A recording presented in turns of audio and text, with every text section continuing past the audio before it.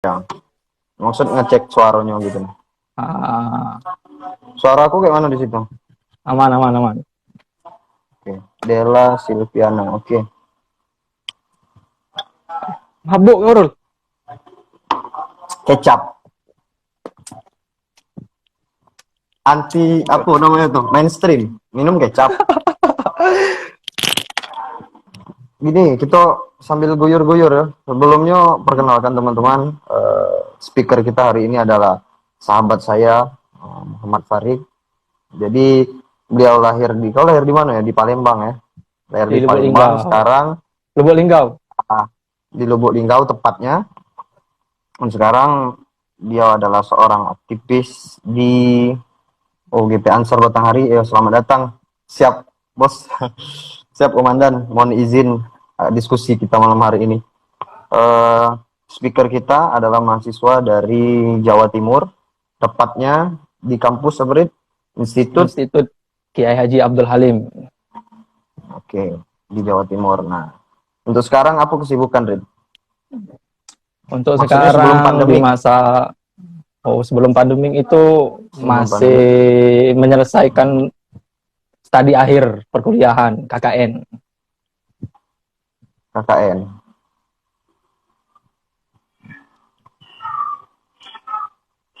Masa pandemik nih, stay tune di rumah ya. Stay at home. Setelah COVID-19 ini menyerang, melulu lantahkan semua sistem, termasuk perkuliahan KKN kita, akhirnya harus diberhentikan secara paksa. KKN harus diberhentikan secara paksa. Secara paksa. Sebenarnya KKN belum sudah ya? Belum sudah. Seharusnya itu kan kemarin itu KKN itu berakhir di April tanggal 4 kalau tidak salah. Tapi kita sudah ditarik di pertengahan Maret. Jadi disuruh balik yang KKN dari tempat-tempatnya. Suruh balik. Suruh balik. Semuanya disuruh pulang. Suruh balik. Kita masuk ke substansi pembahasan ini. Jadi agak-agak flashback lah. Mungkin sebelumnya kalau tidak ada pandemik ini kita tidak bisa ngobrol nge-live kayak gini ya kan, karena mungkin sama-sama ya sok-sok sibuk gitu kan. Jadi dengar-dengar kan ada di sana kesibukan, salah satunya adalah dalam bidang traveler gitu ya. Ya.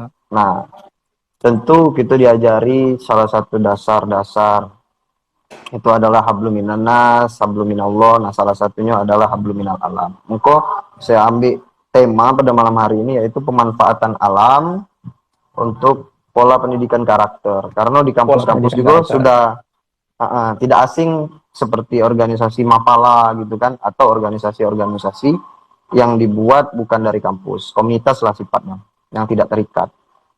Nah, dari speaker kita hari ini, sebenarnya presentasi pendidikan karakter melalui media hablum minal alam atau turun langsung ke alam itu sejauh mana dan seperti apa, seperti itu. Oke, langsung dijawab. Jadi ini sebelumnya forumnya tidak terlalu formal kan, boleh merokok, boleh minum ya, gitu. Ya, ini kan untuk platform pribadi gitu. Oke. Jadi gini, sering terlintas di benak seseorang itu orang yang mendaki gunung. Ini kita lebih spesifiknya main ke alam tapi ke gunung. Perlu digarisbawahi, kita ini komunitas pencinta alam tapi larinya lebih ke gunung. Banyak orang yang berbicara yang mengatakan bahwa alah anak gunung itu tidak jelas, hura-hura, buang-buang duit lah, tidak jelas, pokoknya tujuan hidupnya tidak jelas. Selintas pemikiran orang yang masih kolot, menurut kita kolot, ya itu akan menganggap kita itu ya seperti itu.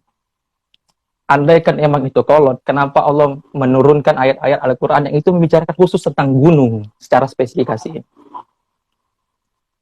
Salah satu contoh, kita angkat, tidak usah jauh-jauh, kita di An-Naba itu ada. Alam naj'alil arda mihada wal jibala autada. Allah berfirman, wal jibala autada. Dan kami menjadikan gunung itu sebagai pasak bumi. Kenapa Allah mengangkat ayat tentang bumi, tentang gunung? Kalau emang gunung, ini orang yang akan main ke gunung itu dianggap hal yang tabu lah, hal yang jelek, hal hura-hura dan sebagainya. Oke. Dan masih banyak ayat-ayat yang lain yang membicarakan tentang gunung.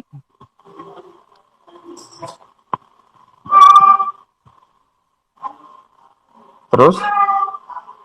Yaitu dari pemikiran-pemikiran ini, mungkin melalui media ini kita akan sedikit memaparkan apa sih alasan kami sebagai anak-anak pencinta alam yang khususnya suka mendaki. Alasan apa yang mendasari kami? Dan sedikit membantah statement orang yang menganggap kami itu masih orang-orang yang selalu membuang-buangkan uang, tidak jelas dan sebagainya. Di sini kita punya beberapa alasan yang mendasari kita kenapa kita suka gunung. Yang pertama,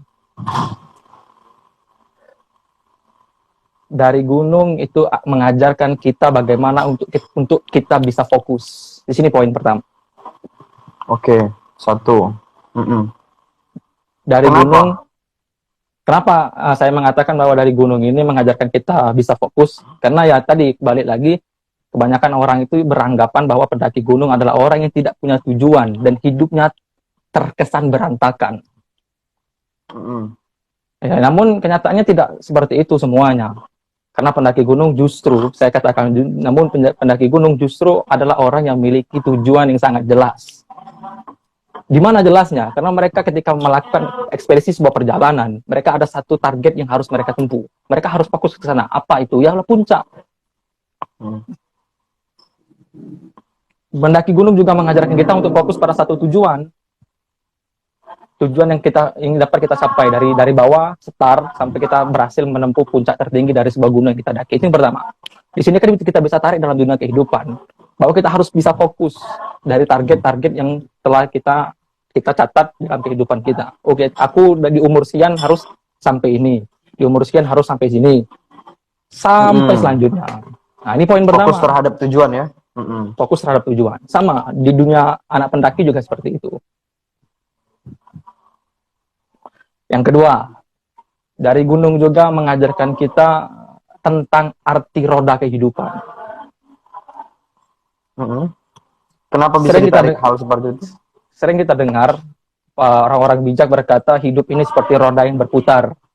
Kadang kau berada di atas, kadang juga kita berada di bawah. Nah, di sini melalui kegiatan-kegiatan mendaki gunung seakan-akan mengajarkan kita memahami konsep yang simpel arti dari roda kehidupan. Roda kehidupan. Trek pendakian tidak selalu lurus dan datar. Trek pendakian terdiri atas tanjakan dan turunan. Ada saat di mana kita harus berjuang dengan peluh yang bercucuran kalam melalui tanjakan. Ada saat di mana kita bisa berjalan lebih santai saat menuruni sebuah lembah. Itu sama, naik turun. Tidak semuanya berjalan dengan lancar. Satu makalah Arab berkata, hidup yang tanpa ada tantangan itu kal bahri bila mauji, seperti lautan tanpa gelombang. Ini bisa kita tarik dalam dunia kehidupan nyata kita, bahwa dalam kehidupan sehari-hari kita juga sering menghadapi pada masalah yang serupa. Kadang santai, kadang juga harus berpusing ria. Itulah problematika sebuah kehidupan. Itu poin kedua.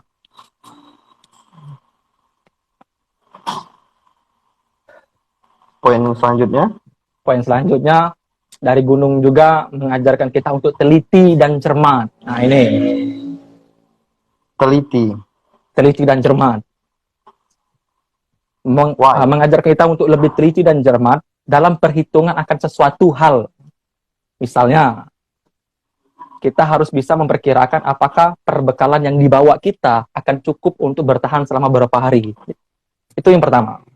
Jadi ketika sebelum kita pendakian, kita itu harus memiliki tingkat ketelitian dan cermat, mulai dari perjalanan yang kita akan tempuh. Contoh, semisal, saya sekarang berada di Lubuk Linggau. Saya nanti ingin melakukan sebuah perjalanan gunung ke Gunung Kerinci yang ada di Jambi. Oke. Nah, dari mulai pertama perencanaan, maka harus kita teliti dan cermat. Kira-kira hal apa saja yang diperlukan selama di sana. Yang pertama, kendaraan. Di sini yang paling penting. Kira-kira kendaraan untuk menuju akses sampai ke Gunung Kerinci itu kendaraan apa saja yang dibutuhkan. Uang berapa yang dibutuhkan. Ini didata.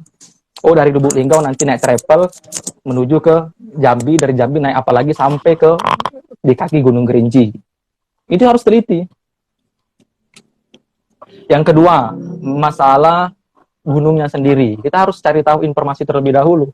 Tidak bisa kita sekarang punya niat pengen naik gunung A, naik gunung Kerinci, anggap saja, terus besok langsung pergi, tidak bisa.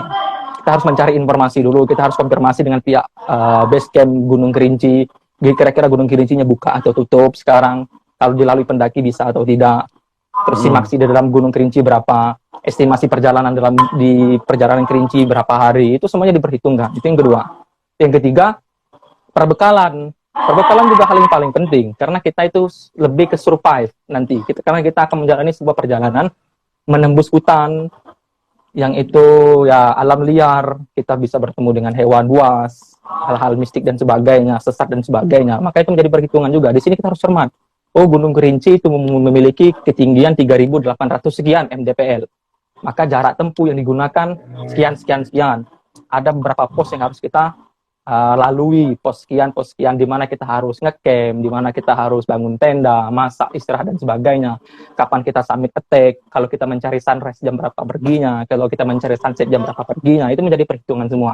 Dan kita kalkulasi dengan perbekalan yang ada, agar tidak terjadi ketika di tengah perjalanan kita kehabisan bekal. Nah, dari sini saja sudah jelas bahwa gunung itu mengajarkan kita untuk teliti dan cermat. Kita bisa tarik ke dunia kehidupan nyata kita. Sebentar. Itu yang ketiga. Poin selanjutnya, atau lebih tepatnya poin keempat, alasan kenapa kita para pencinta alam suka dengan sebuah pendakian. Yang keempat, dia mengajarkan kita arti kesabaran. Kesabaran. Ya, karena mengapa? Andaikan puncak itu sudah menjadi target dari apa yang telah kita rencanakan, maka kita harus bersabar. Sabar melangkahkan kaki untuk bisa sampai ke puncak. Dalam keseharian bisa kita tarik sabar, karena naik gunung itu tadi, pendakian sebuah gunung itu tidak mulus. Kita harus mengucurkan tenaga, panas ya kepanasan, dingin ya kedinginan, hujan ya kehujanan, makan ala kadar, tidak ada akses sinyal. Sudah, kita kembali ke dunia yang emang belum mengenal apa-apa. Itu mengajarkan kesabaran. Makan ala kadar. Tidak bisa seperti tatkala kita berada di luar gunung. Kita bisa mau makan apa, tinggal beli, tinggal pesan. Tapi ketika di gunung kita tidak bisa. Apa adanya ya? Apa adanya. Sabar di situ. Situ mengajarkan kita arti sebuah mengajarkan kita bagaimana nanti hidup kesederhanaan, yaitu di gunung.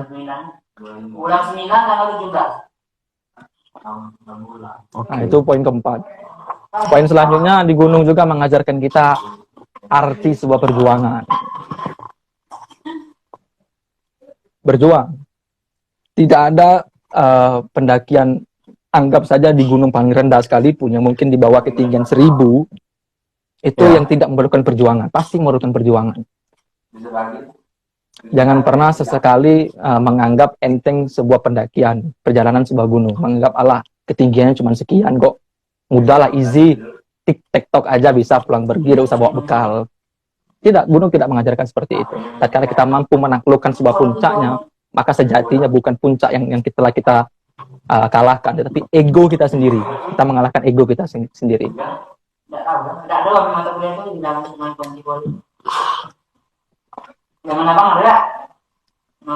Banyak poin-poin yang bisa diambil ya. Iya.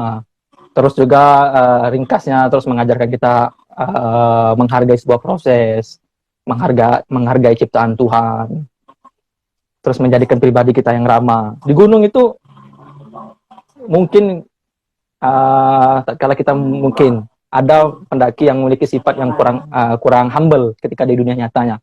Ketika dia mencoba untuk melakukan pendakian gunung, maka sifat-sifat yang seperti itu tidak bisa diterapkan di gunung. Kita harus benar-benar membaur, harus benar-benar sosial di gunung itu. Kita sama-sama bertahan hidup. Bagaimana kita menjadikan pribadi kita ini benar-benar ramah di gunung itu. Sosial kita tinggi. Kalau ada yang lain memberikan bantuan, kita ada. Dan sebagainya. Itu tadi. Semuanya ada di gunung. Oke. Nah, itu sosialnya harus alasan. Iya, sosialnya harus jalan. Oke, dari beberapa poin atau masih ada poin yang ingin disampaikan gitu?